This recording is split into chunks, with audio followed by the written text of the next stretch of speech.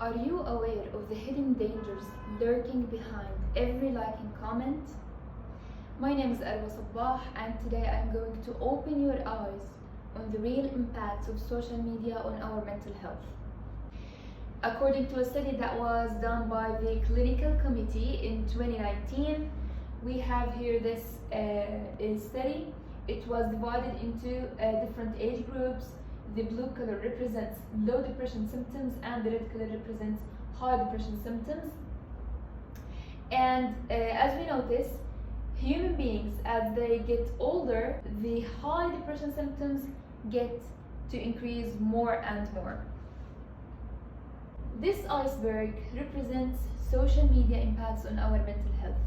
So we have only the small part that appears on the surface of water, and in deeps we have the biggest part. We mean by deceptive that social media gives false sense of reality. People often post only the best parts of their lives so that they seem perfect, and they lead others to think that their lives are perfect. And it also affects the viewer as it affects the publisher. Next, as we get deeper, we have social media that causes addiction. It provides a constant stream of notifications that triggers the release of dopamine in our bodies, and which makes people feel good. And as we know, people, when they do something constantly and feel good about it, it makes them addictive.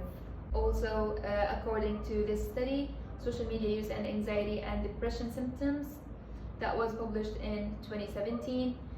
Talking about my personal experience with addiction, I had Instagram addiction when I first had an Instagram account, and I was sitting for long hours in front of the screen, which caused me vision problems, unfortunately. But I could get out of it by learning a new hobby. As we get deeper, we get to the inadequacy. Inadequacy means the feeling of not being enough. Now, social media can lead to social comparison. What do we mean by social comparison is when the viewer compares his life, his own life, with the lives that are published. And we know that not always the posts and stories that we watch on social media is not always true, and they only show us the perfect parts of their lives.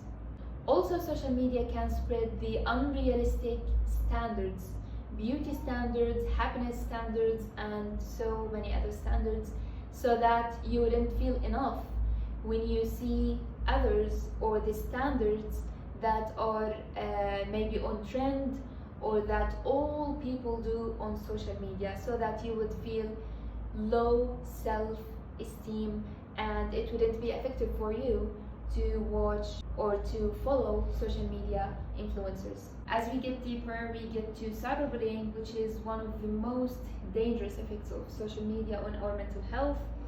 Cyberbullying creates a sense of distance between the bully and the victim, which makes it easier for the bullies to say whatever they want, and to for the bully to feel less responsible about the feelings of the victim.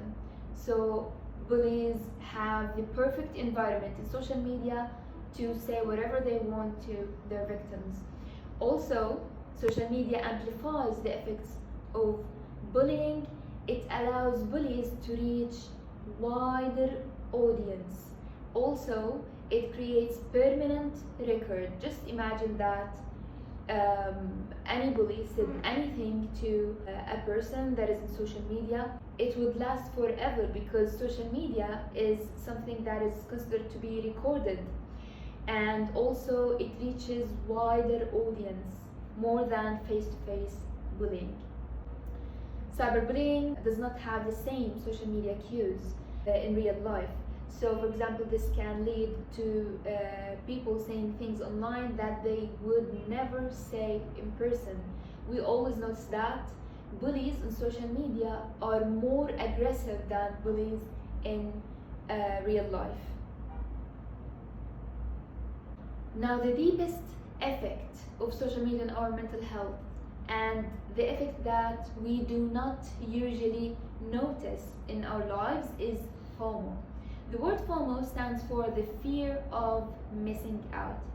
56% of people are afraid of missing out on events, news, and other important status updates if they are away from their social networks, according to Optimonster in a study that was published in 2021.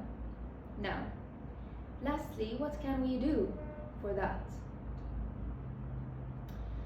A call for action. Number one, we can focus on in-person interactions, on real life interactions more than the virtual ones.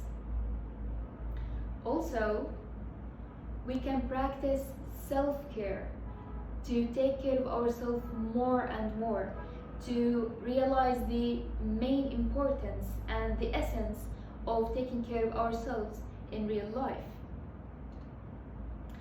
Unfollowing time-wasting accounts. This is a very, very also important point, because sometimes we just press the button of follow without even thinking about the mentality and about the mindset of the person we're following. Lastly, we have to discover our own hobbies. So as we discover our hobbies and know the things that we love to do in real life, we would have more chances to practice what we love away from our screens. In conclusion, social media has a significant impact on our mental health, and it's so important to be mindful of the time we spend on social media. Thank you so much.